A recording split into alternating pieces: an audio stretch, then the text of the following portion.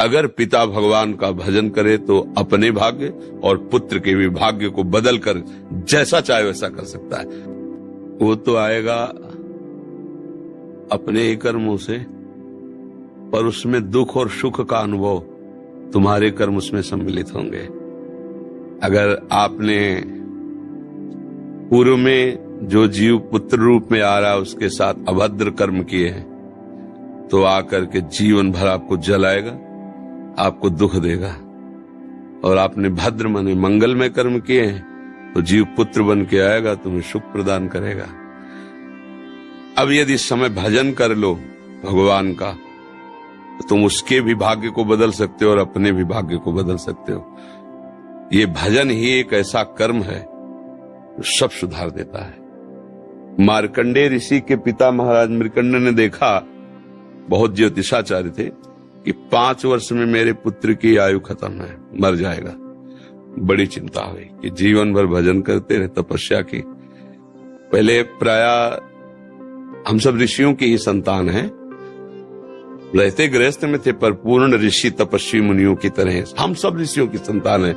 जब गोत्र पूछा जाए तो देखो नहीं बोलते भरद्वाज गोत्र, याज्ञवल्क्य, गाल, हम सब ऋषियों की संतानें हैं। हाँ, तो उन्होंने लगा कि कैसे क्या कर सकते हैं कि 5 वर्ष के बाद ये बालक जीवित बना रहे। अब पिता का कर्म शुरू हो रहा है।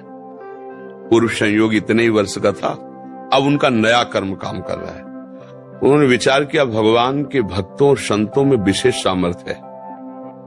यदि संतों को साष्टांग दंडवत करे और संतों का आशीर्वाद मिले तो मैं इसे मृत्यु से भी बचा सकता हूं। उनको पता था, उनकी श्रद्धा थी, उनकी भावना थी। तो प्रायः पवित्र नदियों के किनारे ही ऋषियों के आश्रम होते थे, तो गंगा जी के समीप ही तो घाट में खड़ा कर देते। जो भी संत दिखाई देते, वैष्णव तिलक या शैव तिलक, वो सबको आदेश कर, छोटा सा बालक 2 वर्ष 3, साष्टांग प्रणाम करो, साष्टांग प्रणाम करो। उनकी सेवा यही थी, प्रसाद पाओ और जाके घाट में खड़े हो, जो भी संत दिखाई दे साष्टांग प्रणाम करो। एक दिन प्रच्छन्न वेश से गुप्त रूप से सनक सनंदन सनातन सनत कुमार भी, अब आपको क्या पता कौन महात्मा किस कोटि का किस वेश में तुम्हारे पास बैठा है, या तुम्हारे संग वार्तालाप कर रहा है, या तुम्हें कभी मिल सकता है, हमारी दृष्टि नहीं है ना। और वो दिव्य महापुरुष थे और वो देखा करते थे। जब साष्टांग प्रणाम किया तो चारों संत वेश में थे, उनका चिरंजीवी भाव, बस वो आ गए। कहा महाराज मेरी दृष्टि अचूक है, आप सनक सनंदन सनातन सनत कुमार चारों ब्रह्म कुमार है ना, प्रच्छन्न वेश से आप घूम रहे हैं, ये तो अभागी है, 5 वर्ष में इसकी मृत्यु हो जाएगी। वो आप कह रहे चिरंजीवी भव, तो आपके वचन मिथ्या या इसका भाग्य मिथ्या? इसी बात में बैठे थे कि कोई न कोई महापुरुष जब फंसेगा तो ये भाग्य को मिटा सकता है, साधारण थोड़ी मिटा पाता है, महापुरुष ही मिटा पाता है, उसमें सामर्थ्य होती है। तो उनका ठीक है, चिरंजीवी तो रहेगा ही। तुम्हारी ज्योतिष से तुमको पता है किस मिनट में किस सेकंड में मृत्यु होगी। उस दिन प्रातः से लेकर के और मृत्यु समय तक भगवान शिव के मंदिर में शिव का आलिंगन करके इसे बैठा देना, बस फिर और हम देख लेंगे। ऐसा ही किया। चारों ब्रह्म कुमार दरवाजे पे खड़े हो गए। तो ऐसे पुरुषों के पास यमदूत नहीं आते, साक्षात धर्मराज आते हैं। धर्मराज ने देखा सनक सनंदन सनातन सनत कुमार, तो उनका इस जीव का समय हो रहा है, आप आदेश करें तो मैं इसे ले जाऊं। नहीं, मैंने तो चिरंजीवी भव कहा है। बोले ब्रह्मा के आप पुत्र हैं, ब्रह्मा के द्वारा ही विधान किया जाता है। तो इतनी वार्ता हो ही रही थी कि भगवान शंकर प्रकट हो गए।